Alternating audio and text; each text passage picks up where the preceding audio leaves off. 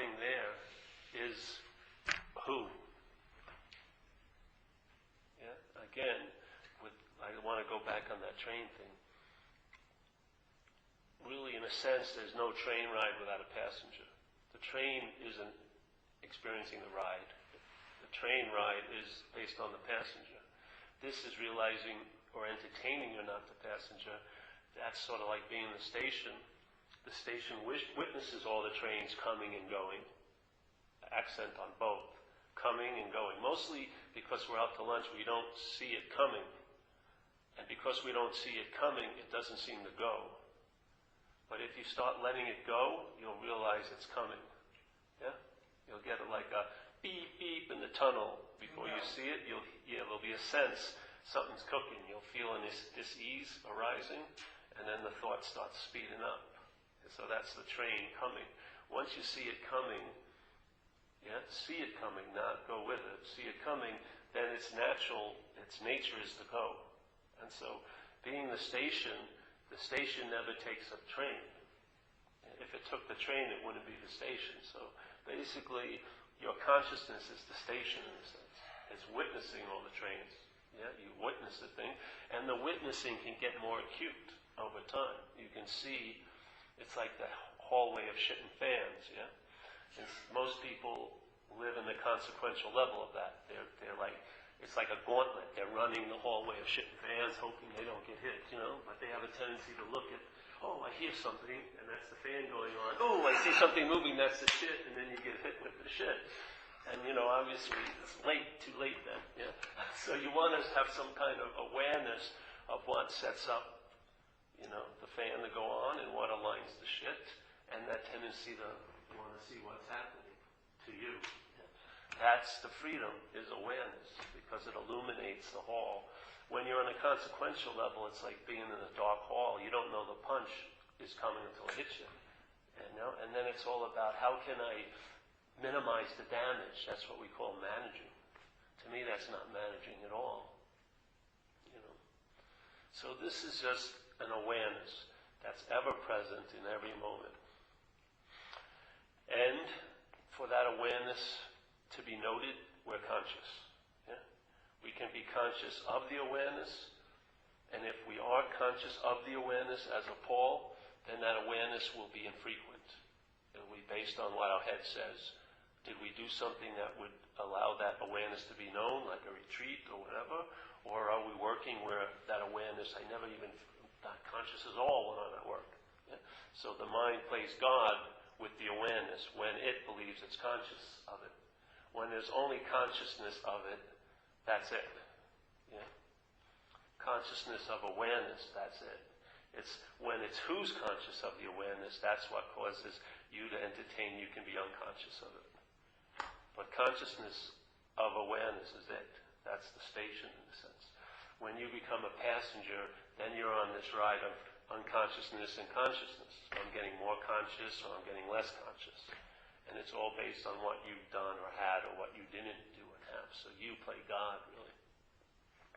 But the bare bone thing is we're conscious, and there's it's not a thing, but there's an awareness, let's say. It's like the ocean in the realm of fish. Yeah? We are an appearance in that awareness, and we, being conscious as this appearance, can become conscious of that. Yeah? The dilemma is when we become conscious of that as a body, as Paul. As soon as we become conscious of that as a body, it becomes something we can visit or not. So we can live as if we're totally unconscious of that awareness when it's all there is. Or we can live being conscious of that awareness. For me, I'd rather see there is no me that has that option, so it's like an optionless state. All there is consciousness of that awareness. It's much easier. It takes you out of the steering seat, let's say. It takes you out of the playing God role. See, most people, I was talking about this on Saturday, if let's say God, quote unquote God, whatever you want to call it, yeah, is everywhere, and we're not feeling it now, we're not sensing it, And in a sense, we must be somewhere.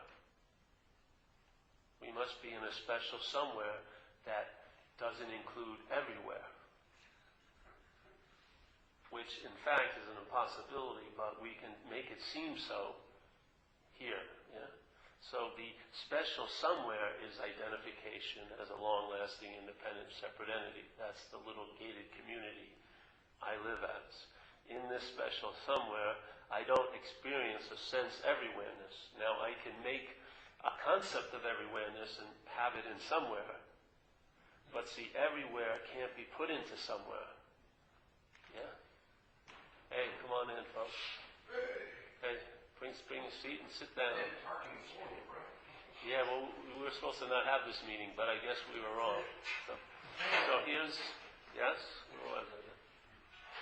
Oh, so there's this special somewhere entertaining the idea of everywhere.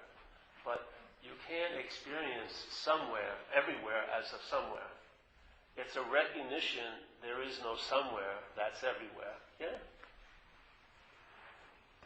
So, as identified as this, as the body, yeah, brain, you're in a fixed reference point. You're a fixed position. I call it somewhere. Paul is here. Now, our concept that we've learned in our life of God is that it's everywhere. If it's everywhere, why aren't we running into it? What causes us to be immune to everywhere? Well, we're identified as a special somewhere.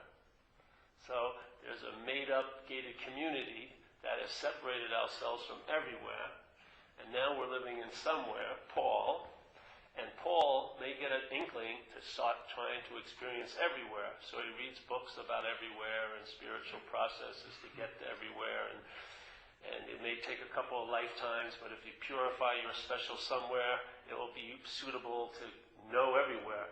But in my belief is that's impossible, because how could somewhere know everywhere? The only way somewhere can know everywhere is to recognize it's not somewhere.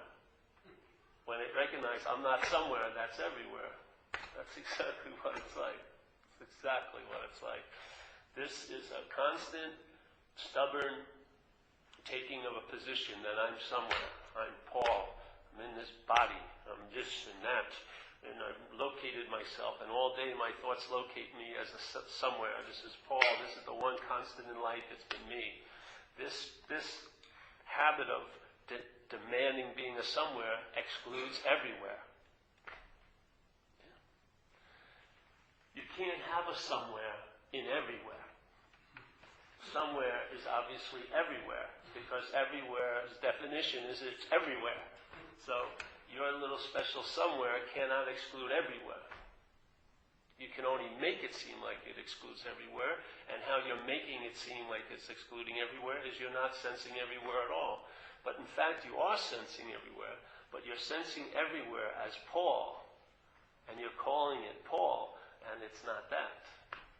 The solution is when I give up that urge or that drive to be somewhere, and in that recognition that there is no somewhere, that's the everywhere. Okay? And obviously, if everywhere doesn't have a center, everywhere doesn't have a center, its center would be everywhere. Everywhere's center would be everywhere. So, and you can't be located in a special somewhere and everywhere that you're going to take a process to get to the center of everywhere, could you? Because the center is right where everywhere is, which is everywhere. So the location or the access point to what's so is already located right where you think you are, because you aren't there. You're not a special somewhere. And so there's no need for the special somewhere to take a journey to the center of everywhere, because the center of everywhere is right where the special somewhere seems to be appearing. So what do you need to do?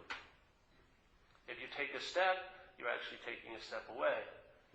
If you take a step towards, you're taking a step away. If you take a step away, you're taking a step away. Because every step of somewhere to get to everywhere is the denial of the nature of everywhere, which is it's everywhere. So, in a way, I hope I don't lose. It's just fun. It's fun to go. The thing is, the conditioned head, the mental process that has made up an idea of being a long-lasting, independent, separate entity called the self, which is a verb, really, selfing. Because the mental process is a process, so it's a verb, and it's processing information and representing information as if there's a self that's having the information, or as if there's a self that's having the light that's being presented. Yeah?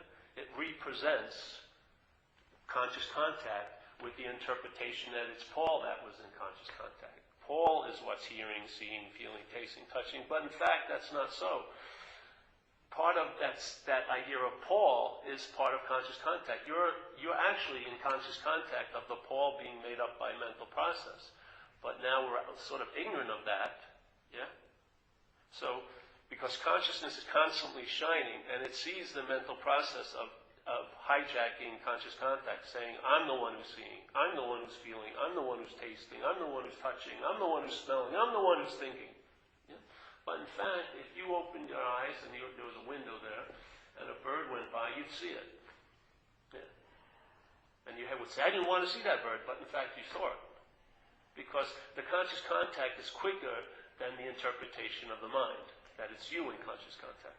But we are out cold, so to speak, so it keeps playing the same thing, and it doesn't do it every time. There's just a feeling that I'm the I that's having all the conscious contact. It's produced. It's not a natural. You're not unbiasedly observing a sensation that says it's me that's having this contact. It's made up. It's part of the process of selfing. Yeah. So there in that selfing, the most important thing is for it to be relevant. Yeah. That's why if you weren't the doer and haver of your life, whose life would it be anyway? The whole story, based on a mental process, is you're the doer and haver. That's how you get a sense that it's my life. Without that sense, you would realize very, very clearly through your own experiences, this is not your life, it's just life happening. But because you have this persistent habit of belief, I'm the doer and haver, then you think it's your life. Yeah. So, when you get introduced to truth,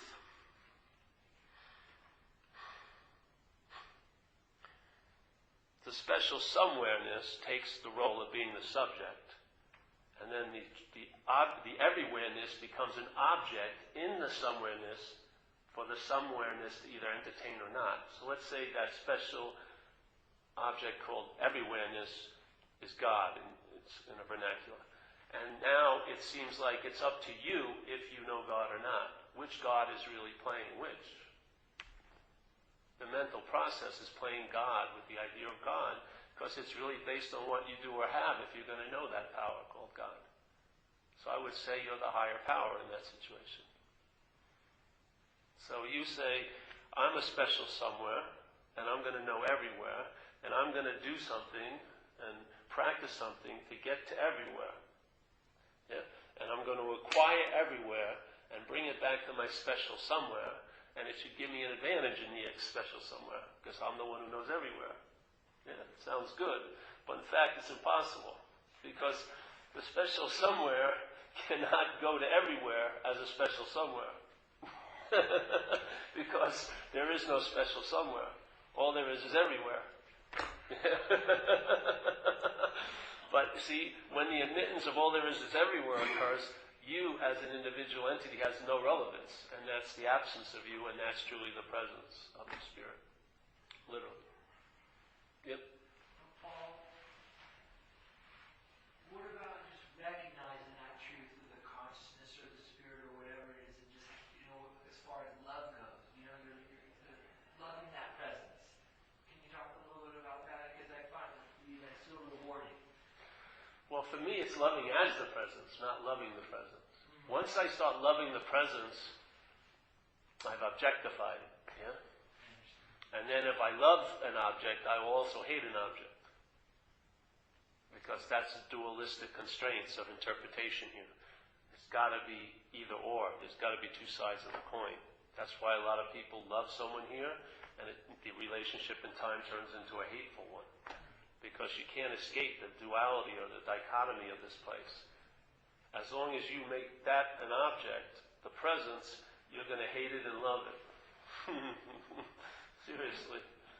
But if you're loving as that, there's no second involved in that.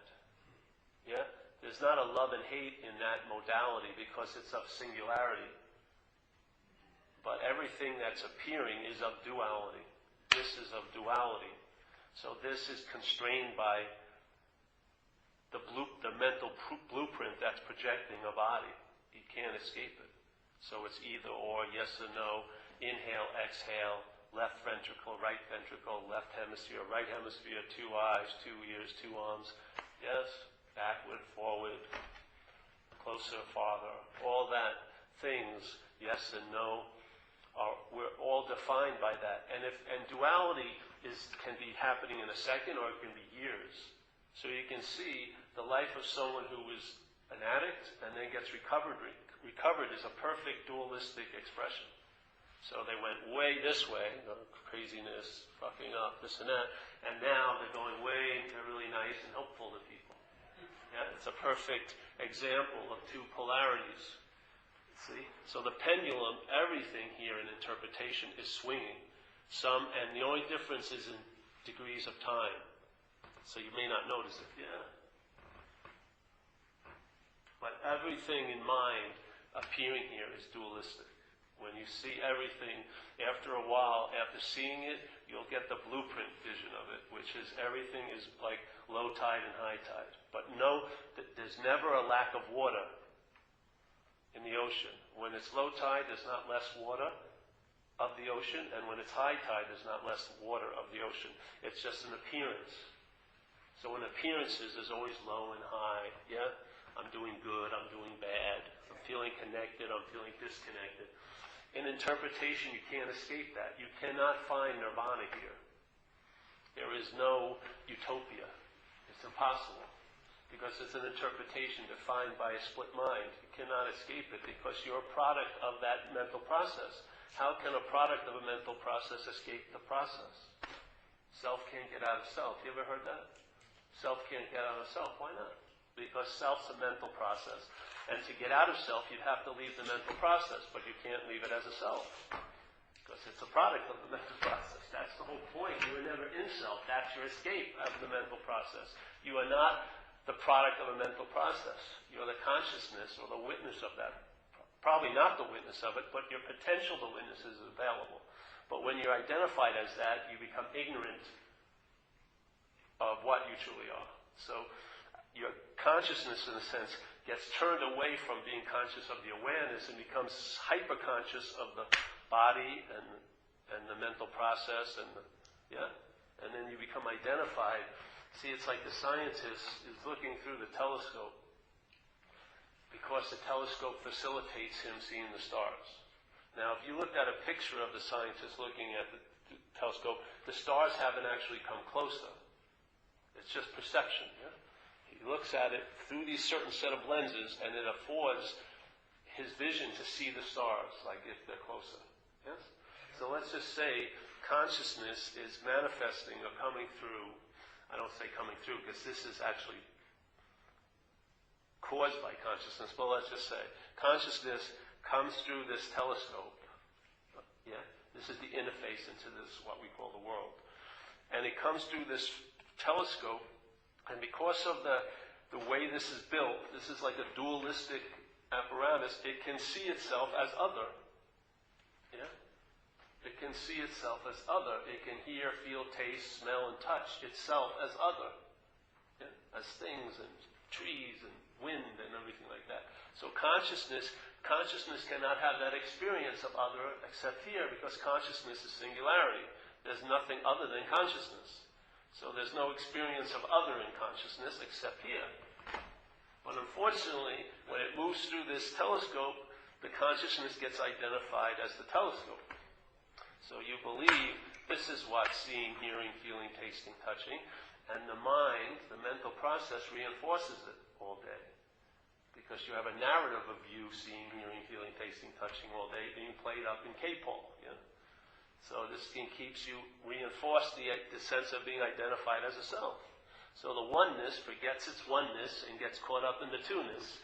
and it suffers the condition of two-ness, which is you can have something and then lose it.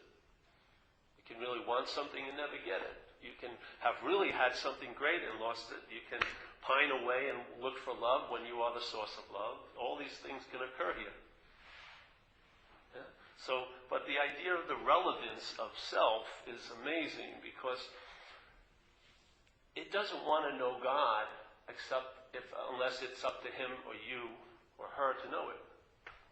You want your knowing God to be based on your doing and having, or your lack of knowing God to be based on your not doing or having the right thing. What is that but playing God? So the mental process plays God in your pursuit of God, because there's no pursuit of God, because God is everywhere and you are in that location. What is it that you have to do to meet it? Absolutely nothing. Literally, absolutely nothing. And then, because the consciousness is so freaking obvious, and if God is everywhere, you're going to be conscious of it. That's freaking simple. Unless your consciousness has been hijacked and put into like a made-up glove, and you forgot your hand quality. Yes? And now everything you feel, taste, and touch, and smell, and think, or in this world, everything you feel is interpreted through the glove. So you're taking the glove's interpretation of this place. Yeah? And the glove's interpretation of this place is going to be, let's say it's a coarse glove, it's going to be a coarse interpretation. You're going to say, everyone's out to get me, everyone sucks, and this and that. But it's all based on the fineness or coarseness of the glove. But what would happen if the glove would come off, and then you'd actually touch? Let's say that spiritual scripture in this world of sense of feeling only was like a description of what a rose petal feels like. Yeah, and you go to, and then you spend so much time to get to these rose gardens, but every time you touch the rose petals with that glove, it doesn't translate to what you read. They talked about the softness of the rose petal, and you're like, you're not getting it, so it has to become a belief. You have no real experience, so now you believe in it, but you don't really have it in your gut. This is fuck the beliefs. Take the glove off and then get the experience of this, or the intimation of the truth by what? Being conscious of it. Hopefully as it. Because like I said before, if you're conscious of it as this, it can be absent in your life. It can come when you think you did enough things to bring it about, and then it will seem to have gone when you haven't done enough things that you believe you needed to do to bring it closer. But that's the playing of relevance. That to me is mind playing God. So it tries to create distance and mileage and maps about how special somewhereness can get to that nirvanic everywhereness, when in fact all the maps and all the distance and all this space and all the journeys and all the travel brochures and all the spiritual travel agents and all like this are totally pointless, because you are exhibiting everywhereness right where you are. You just have to tell the truth about the special somewhereness. I'm not that. And then the everywhereness doesn't have to be produced. It's already so. It's recognized. There's nothing you do. That's the beauty of it. If there was something you did, then if you didn't do it, you wouldn't go there. You'd still be playing God as a special somewhere. This is the true humility. This is the true self-forgetting. This is the true dying to that self. And then you're reborn. So the special somewhereness dies to you, and then you're reborn as, you're not born, but you're reborn into the recognition of the everywhereness that you represent.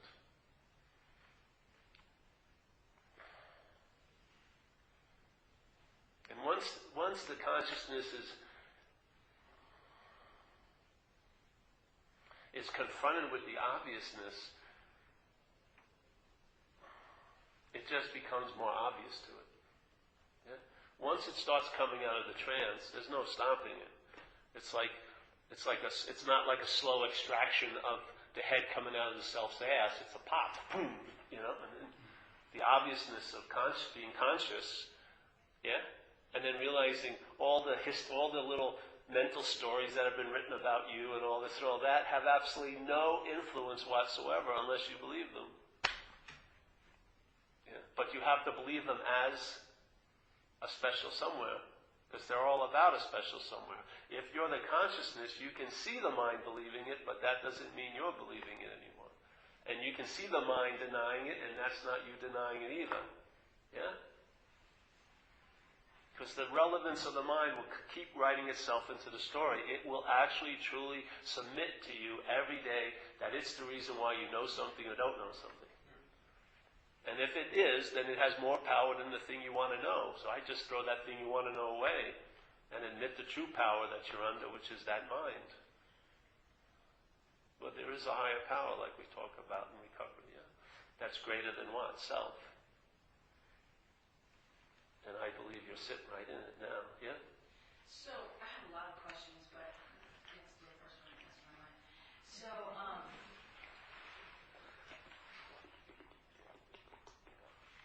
Here's the answer. too many questions. You got caught in the pause. You stayed there. That's the place. Okay, so, from what you're saying, is the body real? Is the body Only if it is to If the you. body is real, then we're separate from the ever-awareness, right? That's right. So the body's not real then? Well, that's for you to find out. Okay, so here's my question. So, if we're stuck in that, like, I'm God thinking, which I think I've done a lot and still do a lot, where is the consciousness at that time? It's witnessing those thoughts that I'm the God that's thinking. Without consciousness, you wouldn't be aware of that. In other words, all the appearances of all your machinations of the head, for there to be knowledge of them, there has to be light to see them. That's the consciousness. The consciousness is the light. So it sees your head going, playing God. It doesn't intrude on it, because it doesn't intrude on anything. It just sees. That's its nature. So what happens at those points when we have those spiritual experiences? What is it that happens during those times? Well, I think a spiritual experience is after the fact. I think there's an interruption in the selfing. There's a startling, and so the selfing stops sufficiently where there's living going on unadorned by selfing as the predominant take. And so let's say you have an epiphany. Epiphany occurs. I want to ask you a humble question. Have you ever made a reservation for an epiphany? No. You don't know when it's coming to you. It just something interrupts your little selfing, and then maybe it lasts for an hour, maybe 2 hours, maybe whatever, 5 minutes or 10 minutes. And when does it end? Usually it ends when I start being God again. exactly, the thoughts arise and go, I just had this incredible spiritual experience. That's when the epiphany ends, yeah. There you have it. So, the epiphany, let's say, is, in the word we're using God as now, the epiphany is a demonstration of God. And then the prior God arises and claims it, and it becomes the superior God. So now, the revelation of God becomes a spiritual experience yourself has. That's how it neuters the event. So it becomes a spiritual experience, and then maybe you may be so inclined in the selfing that you'll now try to gather or accumulate spiritual experiences. Yeah? But always it will be the self as God claiming the spiritual experiences, which is neuters the whole example of a spiritual experience, which is there is no one to experience it. Really, if your eyes are open, that's what's actually happening. There's no one who ever experienced it. There's a story about you experiencing it, but that's when it ends. They coincide perfectly, you see. When it ends, the story begins. I think the story has a lot to do with it, seemingly ending, because Epiphany really doesn't have a beginning and an end. It has it here in time, but it's a timeless event. It's not constructed in time. We interpret it in the time construction. Yeah?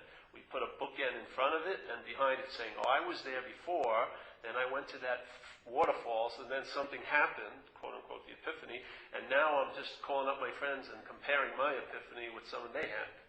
So those are the two bookends of selfing that take this timeless event and sew it into the time fabric of your continual story of Paul. So if you have a number of them, your story will turn into a spiritual one. Yeah? But it'll still be selfing. You'll have the seamstress of selfing sewing, whatever shows up, it uses it in the quilt. So if it's an epiphany, it's in there. Yes, and then you wear it around like a badge. Yeah.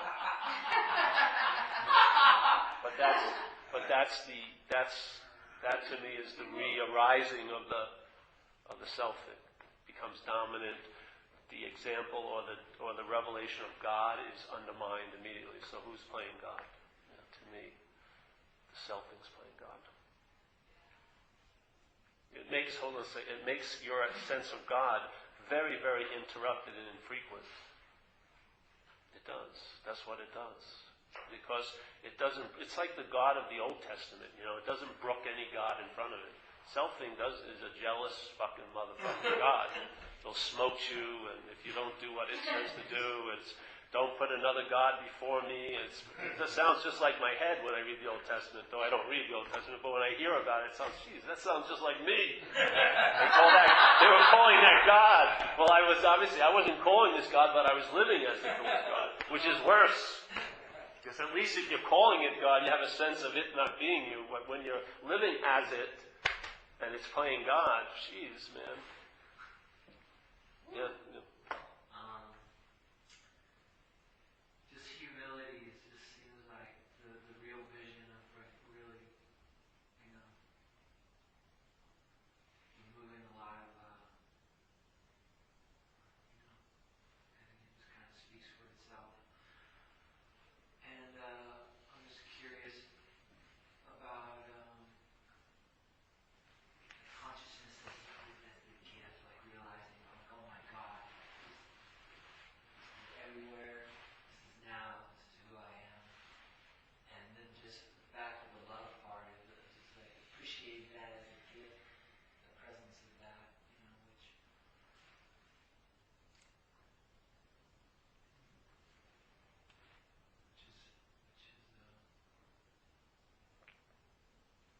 humbling.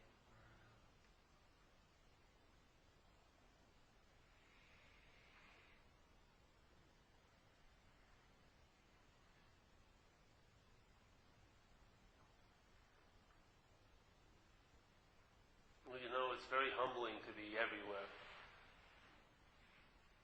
It's different when you're thinking you're somewhere. Because then somewhere else has to be somewhere else. And all degrees arise, and I'm on a higher plateau or a lower plateau, and all these differentiations get to appear, and then your mind plays them like John Coltrane would play some notes, riffing on my favorite things. Your head just riffs on the theme of being separate. And it's going on for 80 years. Just playing that horn of separation. And it can, make it seem like a tragic event. It can make it seem like, oh, whatever. Or it can, at the last note, wake up and go, Jesus, all these notes were crazy, and all this can happen here. But only here. Yeah? Because here, it's just like here. How can you have the realization you're not a body? You must first thought you were a body. There wasn't a one to think that you were a body, but there was a thinking that there was a body, and then there's a realization I wasn't the body. But without the thinking there was a body, there would be no realization I'm not the body. Yeah? So everything here is dualistically constructed. Yeah?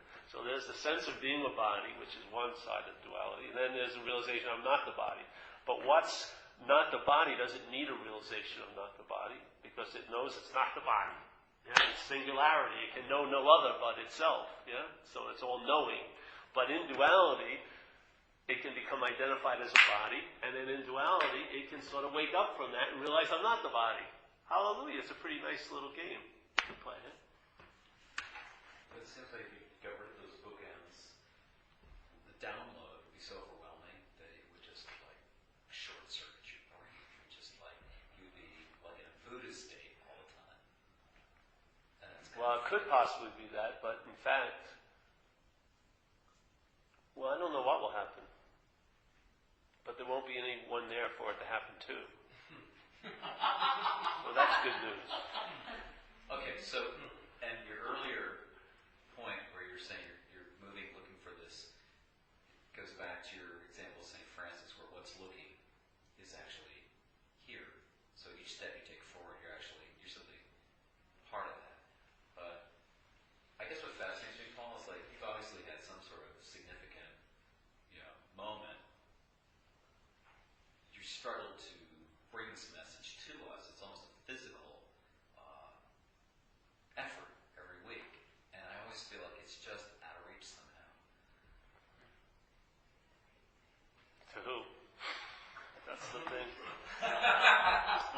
how the message seems to be going, just add a little more.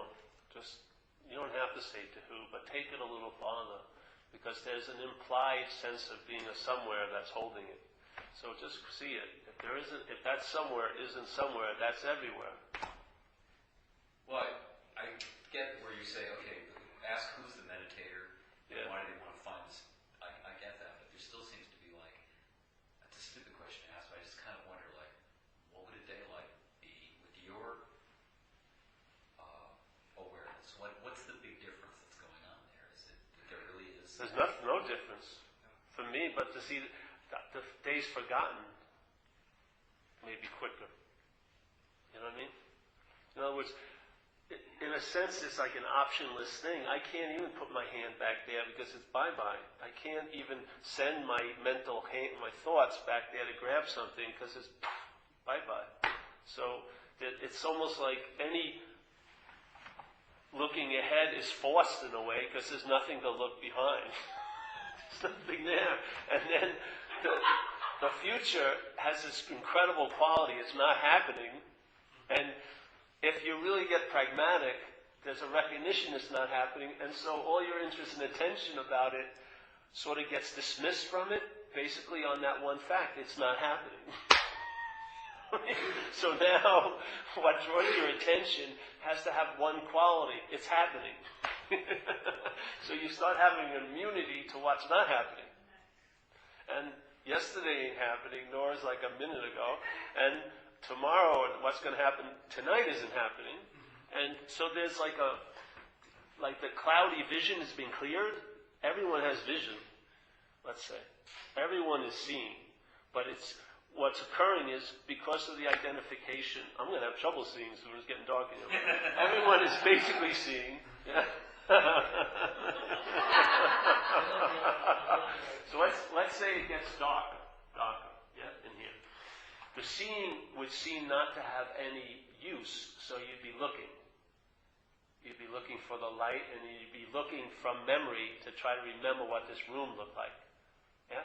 And so your response to how am I going to get to the bathroom would be based on the last time I was here when the lights were on, which was, let's say, last week. Yes? And so now the seeing isn't working because it's dark, so now you've got to rely on looking, which is like ways of life, looking this way, looking book learning, all this stuff are ways of looking that are taking the darkness as a reality. Yeah? What we're saying here is all the problems are based on the darkness. The darkness is just absence of light. Yeah? So the seeing is light when it's not identified with a you that's looking. When the you that's looking is like the modus operandi, it sufficiently blocks you off from acknowledging the seeing. So all we're doing is questioning, am I the one that's looking? If you're not the one that's looking, that's the seeing. Yeah? So immediately, if the lights came on here, I wouldn't need to go into my past memories of where was the bathroom? How did I get there? How am I going to get around and not hit anybody? Where are my knee pads to protect me from those chairs? I wouldn't need them. Why? Because I could see where I was going. That's what this is. There's a natural state of seeing that we're in, yet when we're identified as this, we're looking for it. Yeah? So when we're identified as this, I'm busy looking for what's actually looking, which is seeing. Seeing is what's looking. Yeah? But when there's a you looking for it, the you looking for it is the blockage to recognizing the seeing, because you are what you're looking for, but not as the one who's looking. Yeah? You're the seeing. So either there's the identification as body as being taken to be me, or it's the consciousness of the body that I'm taking to be me. When you take the consciousness of the body as you, that's seeing. When you take the body as what's conscious, that's looking. Yeah? So now the consciousness, seen as the body, is looking for the consciousness not identified as the body. They're in the same location, which is everywhere, and they're happening and appearing at the exact same moment. One is timeless, which is all there is the seeing, and one is time, I'm the one that's looking. Yeah? But when the I, the one that's looking, is occurring here in time, there's always the timeless seeing available. But not to the one that's looking. Because you are the seeing. but not as the one that's looking. You are as that, but not in its functioning. As looking, it hides the seeing that you naturally are, and so am I. When that is seen through, that's the natural seeing. Now it can appear to be looking, but you're not fooled by the appearances. Because the seeing doesn't get fooled by looking, unless it's been clothed in looking. Seriously. So the seeing is clear and concise, and then things become obvious, like what's not happening obviously loses a lot of emphasis in your life, because there's something going on called what's happening that tends to seem to be much more what's happening than what's not happening. Yeah? And so you're driven basically in a simple recognition of either or, what's happening and what's not happening. I think, I would rather sort of interface with what's happening than to be interfaced with what's not happening. And it's not thinking, you don't think of it, it's not like something, I want to take this as a path, it just shifts. You just go, fuck. You see the valuelessness of tending to what's not happening. Because you can't tend to it by your body, you can't tend to it by your presence, you can only tend to it by thought. The only thing that causes the future and the past to seem to appear is thought. Thought is it. You cannot access the future with the body, nor the past. You cannot transport yourself. You can't airlift the body into the future. Let's say you tried, and they had a picture of the future. You wouldn't be there. You would be in what's happening. And so no matter how much you're thinking about the future, it's happening now. No matter how much you're thinking about the past, it's happening now. So what's happening overrides what's not happening. Actually, what's not happening isn't included in what's happening, yes? But what's not happening is like a special somewhere in the everywhereness of what's happening. It doesn't exist, but it can exist to you as a thought. It cannot exist to you as you are. It exists to you as a thought because you are actually the original what's not happening as a body and a brain. You are not happening as this. This is not what's happening. This is like the interface to this place, but you are not this. There's no fucking way. So it gets obvious, that's all. Hey, can you put on a light, bro? I will. Hold on. Because it's not getting obvious anymore. That's enough. Oh boy, That's a little too much. Yes. there we go.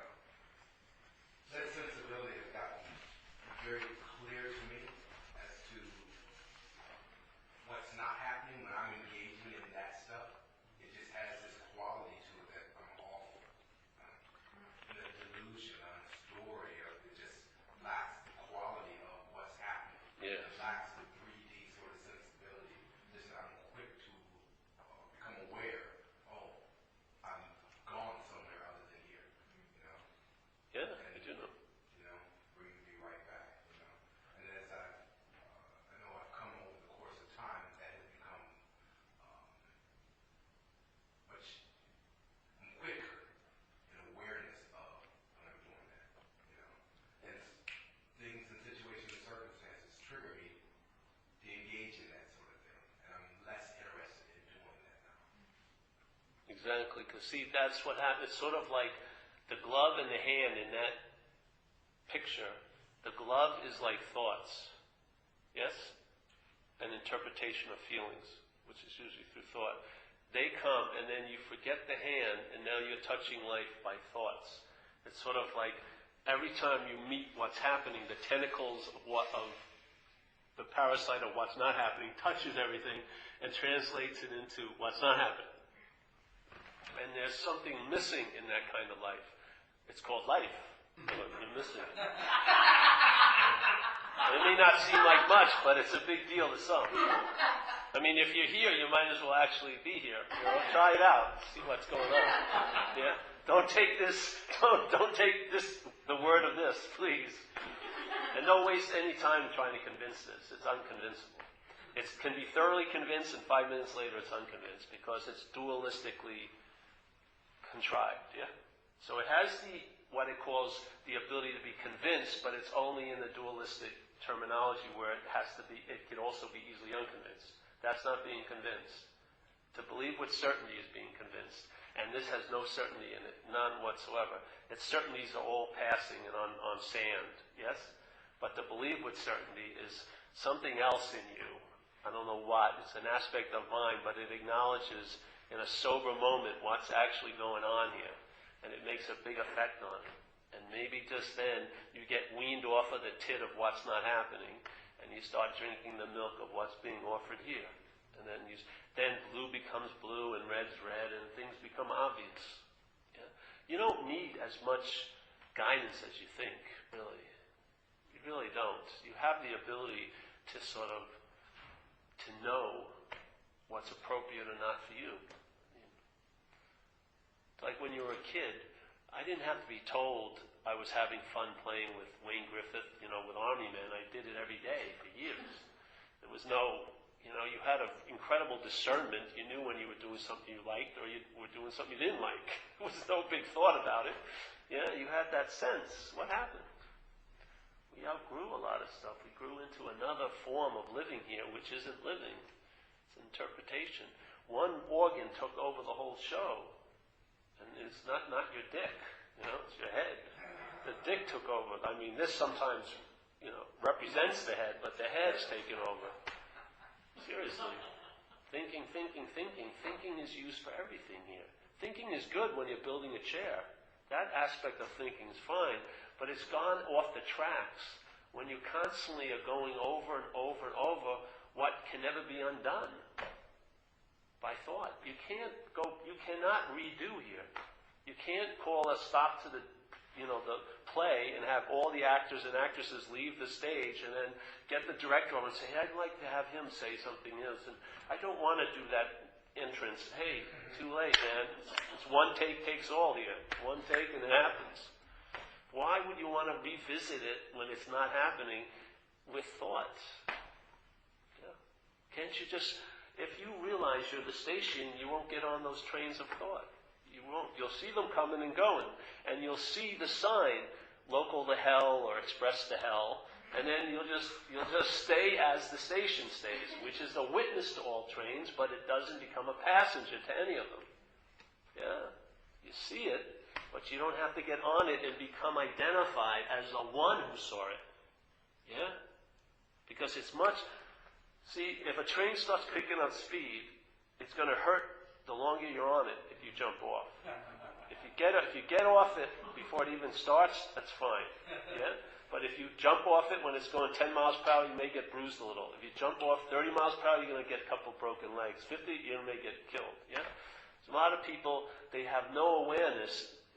It's like a bullet train by the time they realize something's fucking not happening. And then, they turn the emergency brake and everything goes to hell and they go flying and they're hurt and they wreck relationships and, I came to my senses, but pretty late, it was said. This is more about, all right, the 3:30 train to hell's coming by. Bye-bye. There's the fake bus to Nirvana. No, I won't get on that. And then you realize it's in being the station is the freedom. You don't have to get on any train. I see all the trains. Yeah? All the trains come and go. You don't have to get on. Because why? You're located, finally. You're not easily... the roots to what's happening aren't easily broken by the allure of what's not happening. Yeah? Because it's a false tree and false fruit. And you only sours in time here, doesn't it? You may have a fantasy of someone, but then everyone you meet in your rest of life gets measured by that fantasy. So what actually is happening gets soured by what's not happening. So you must be pledging allegiance to what's not happening to sour all that's happening.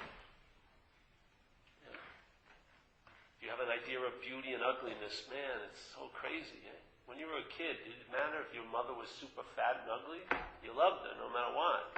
Now, if I had the head that I had when I was in my 30s, when I was a kid with my mother, I would have been embarrassed by her. Jesus, don't come, Ma. I don't want anyone to see you. I just ran and loved her every day because I didn't see her as a body. There was no idea of beauty and ugliness yet. Yeah, it wasn't set up. It hadn't cemented. There was freedom. Yeah, and the wonder and awe. Does it always have to be just as a child? Of course not. But like they say, you have to have a childlike view. Yes? Childlike view is like appearing in duality, but it's looking from singularity quite a lot. We're not seeing from singularity anymore. We're hook, line, and sinker in this. Now we're looking for ways to improve the way we live, instead of just realizing every way of looking, in a sense, is a form of blindness here to your seeing. Because there's someone who's putting on the next pair of glasses, the next turbocharged Buddhist thing, or the next this and the next that, and hoping that this new pair of glasses is going to allow me to see better. But you're seeing beautifully, but not as what's looking. Yeah. What made hell to you? The awareness of it. You were aware of the thoughts and all that suffering, and all that insanity going on. The stage was lit by consciousness all the time. That's what we were trying to obliterate. We wanted relief from awareness. Yeah. And yet that awareness is our freedom, but not as a self. Yeah. Awareness as a self will blow you up. Really, it will, for sure. Because maybe you'll start living a day every day, and you know how many, every day you have thousands of sensations happening in your body. That thing of thinking this has been the solid ball is thrown out the window in 5 minutes of observation of the body. It feels differently all the time. Where when I was out there using, I thought this was just a body and it was the transportation my head was using. Now, there's consciousness of all movements of body going on. Constantly. It's like a living, like it can be an overwhelming event to a you. That's why I think the you is like a muffler. The you is like something that can't ball things down. It can't take this stimulation. Yeah? So it freeze dries this stuff and it says, I'm just going to see everything from the past, so I won't be overwhelmed by all this information. I'll just keep, as soon as new information is presented, I'll just refer back to the old information. Yeah? I'll new to the new information and rely on the old information.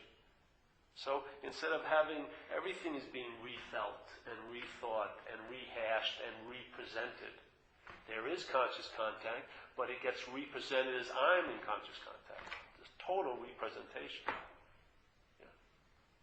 There's an event that happens, you meet someone, but now it just becomes, oh, that reminds me of this time I met someone else. So you immediately say no to this and say yes to that. And then yet becomes this. Yeah? That of memory becomes this moment. Yeah. And it's not that rewarding for some. It really isn't. So you get high, you try to do other things, you want to inject some fucking life into you. Because it feels like you're going out cold. I have no problem with the drives I had to get out of this place.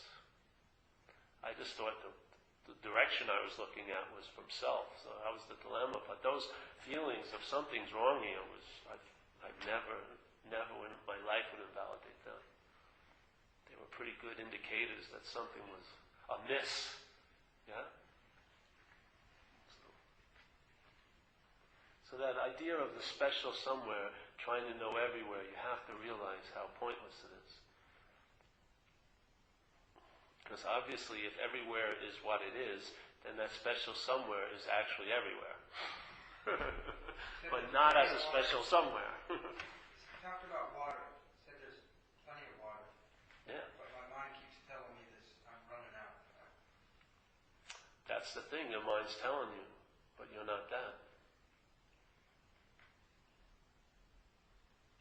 That's the mind trying to get in the skylight or through the cellar or through the side door. It's like a fisherman dropping bait into the ocean of consciousness, a bait about past or future or importance or specialness. And then the consciousness once again becomes identified as this and bites into that bait, yes? And then you become the fish called Paul. And now that desire's got me, or that aversion's got me, or this memory's got me, or this old idea I'm a loser got me.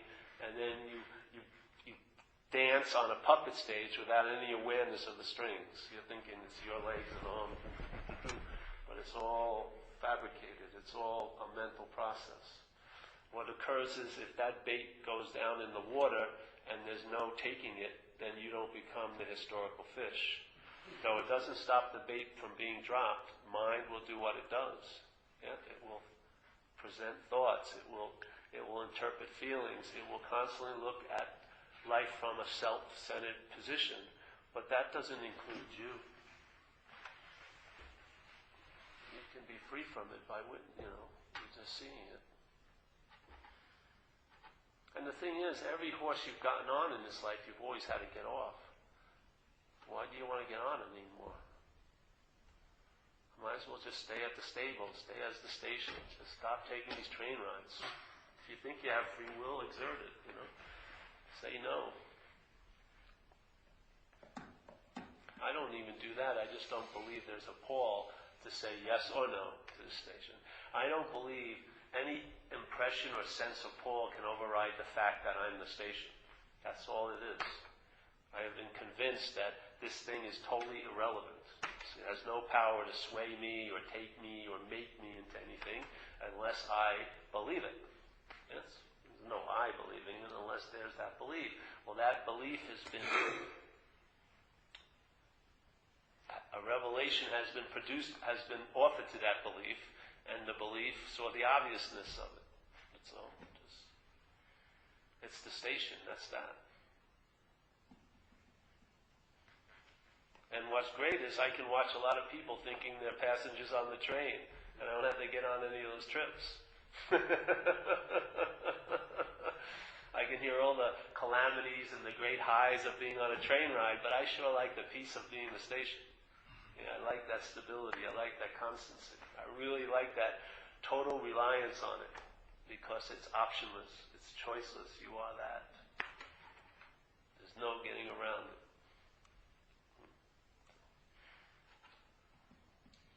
So when you talk about getting on the train, is that like also just like thinking like I'm going to do this or I'm going to do that? I'm thinking while you're talking, I'm thinking about how difficult it is for me to meditate because my mind is constantly thinking I got to do this, I got to do that, like all these agendas, things I got to do, and so how do you overcome that? I don't. I just don't meditate.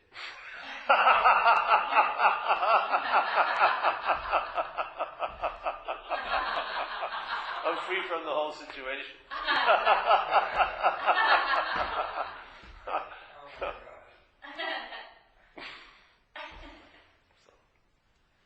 I tell you this one little story. This is a good example of that stuff for me.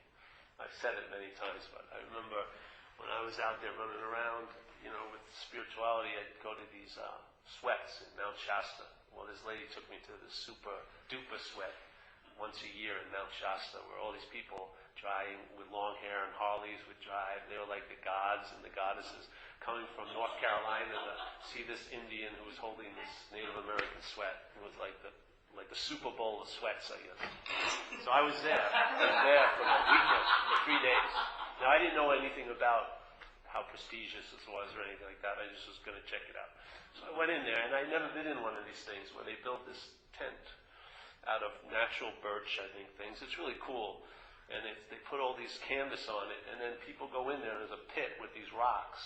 And they got all this boiling water with herbs, and they start throwing the water and herbs on it, and the place gets really freaking hot in there. Yeah. Now, I didn't know a simple physics of that heat rises. I didn't know that. And that was a big boo-boo for me. Because everyone was in there, before the lights went out, before the canvas flat was put in, it was totally pitch black. Some people were standing up. I didn't know they sat down. So I was holding on to the rafters like this, like I was on a New York subway. And then the thing went down, and I started feeling, this is freaking hot. And there were so many people, I couldn't sit down.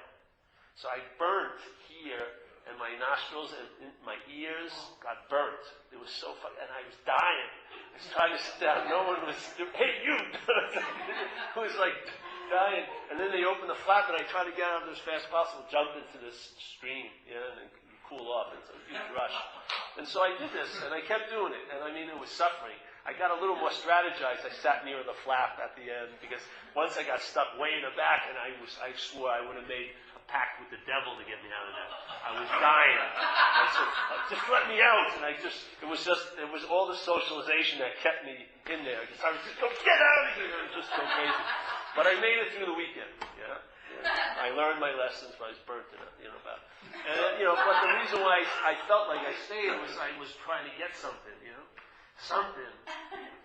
This is gonna, make me better or something. I'll purify myself, whatever. And I had this strong inclination in me to put up with a lot of shit with the hopes that I was going to get spiritually advanced. So a few years later, there was no event. I don't know what happened, but certain things changed, and I was doing these workshops. And my friend, he was an American guy. Him and his other American friends were getting involved with Native American Indian stuff, but they were going to have one in Novato in the backyard of some guy. But they built the tent, and they brought an Indian from Oklahoma. I don't know how they got him. They brought him over there, and they had all this food and cans of soda and stuff outside, and they were going to have a sweat. So my friend wanted me to support him, so I went there. So then they started setting up, and then we all went in to the sweat. And it starts getting warm because the guy's throwing water and they're doing prayers and throwing herbs. And as soon as I recognized it was hot, I just said, I got up and left. I just walked right out. You know what I mean? There was no thought of it at all. I said, this is hot. And I just got right out. Now I'm outside, and all these guys are sweating it out. No one's out there. I'm eating the food. It's quite nice, yeah? What happened? A few years ago, I would have sat in there and fucking suffered and everything, but nope. As soon as I feel, hey, this is uncomfortable, bye. That's sort of what it's like. You lose, the need to be liberated is given up, because there's nothing to be liberated. There is no one to be liberated, seriously. There's no need to be saved here. There's nothing to be saved. And you're not lost to have to be found. You're not. To me, it's pointless. So it changes how you travel here in all peculiar ways, and you'll know the tree by the fruit as you travel. You'll be aware of, hey, things have changed. I have no interest in certain things I was very interested in. And, I won't go out of my way to go see anyone unless I want to go see them, and I usually don't want to see them. Yeah, so things change a lot. Yeah, and what happened? I have no idea, but the load got a lot lesser. Yeah. Because for me, in a sense, what I noticed is my absence is what I call the presence. Yeah? And this is a weird thing, but you can verify your true absence by your constant seeming presence here.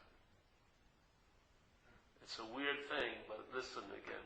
You can verify your absence by the constant perceptual presence you express. When you look, you see your body, right? You see this body. That's the perfect reason why you're not this. Because everything that appears here cannot be it. What you are truthfully is not what's appearing here. So if you are identified as what's appearing here, this presence actually is the total signification of its absence. And that's the traveling of the presence. Literally. By you just seeing how much you seem to be here, that means you're actually not. So you can actually use, so here, this I feel so present, and that actually informs me that I'm absent. Because the truth doesn't seem to be able to be seen, heard, felt, tasted, and touched. Does it? But this sure can. So I would say this is a presence in the appearance, and the appearance is the absence of what is truly so. So by me recognizing this presence, that is truly the recognition of its absence, and that's the real presence. The eachness within the allness. The eachness within the allness. So this is not appearing here. This is appearing here, so it cannot possibly be me. Because what the truth is not in the appearance. Yes? So like one great master said, whatever can be perceived cannot perceive. So I can perceive this, yeah? I can perceive thoughts. I can perceive you as the body. I can perceive these chairs. In a sense here, that is the proof you're not that to me. Yeah? So my experience of you verifies you're not that because I cannot experience the truth. You can't experience the truth. So if you can experience you, you ain't the truth as that. It's a beautiful another way of getting to it, but yeah? So in a sense, your presence, this presence verifies your absence, and that's the real presence. Yeah? So your presence verifies your true absence as this, and that's the presence. Yeah? So your presence is this. All day, yes, all day in time, you seem to be present in quote-unquote your light. Every day, that presence can actually lead you to entertaining the absence of you, and that's the real presence. Yeah? The real presence is absence of all appearance. That's the real presence. It's absent of all appearance. It's truly nothing, or the void, or the emptiness. It's empty of what? Inherent existence. It's empty of what? Appearance. So, when you sense the appearance, think about the appearance, feel the appearance, all that stuff that's verifying this is the truth, is also can verify this is the absence of the truth. Yeah, it's just the way you look at it, eh? That would be noneness, not oneness. That's right. Noneness without a first. But if you have that moment, That's exactly right. Noneness without a first. Oneness without a second is duality. Self, non-self is duality. This is more like the position of neutrality between the poles of duality. So there's no self and there's no non-self. It's just neutral point. Yeah? but if you have that moment, you're always struggling to want to recreate it again. Well, because there's the idea that you had the moment. So it's not As soon as the idea that you had the moment is attached to, then you, as the one who had the moment, look for it. But you didn't have the moment. So then what is recognition? Recognition is just that. You didn't have the recognition. It's just recognition. But if you reached that point where you were able to remove that self, you would just be in like bliss all the time. No? Who says that? Because you're in this neutrality. You're absent. Neutrality isn't bliss. It doesn't have to be bliss, because bliss can have another opposite to it. It's void of those opposites. And recognizing is what happens here, because it's a recognizing. So this can recognize, but it doesn't imply there's a you that's recognizing. Yeah, It's just recognization itself. that's right. Awareness. Or non-self. Hmm? Or it's non-self. Yeah, or the neither of them. In There's fact. an eternity to it that just takes you to a completely different place. So you're neither here or not here. It's simply can't describe. Well, what I feel it is, we'll go into this a little bit, but I don't need to record it, because this is just speculation. But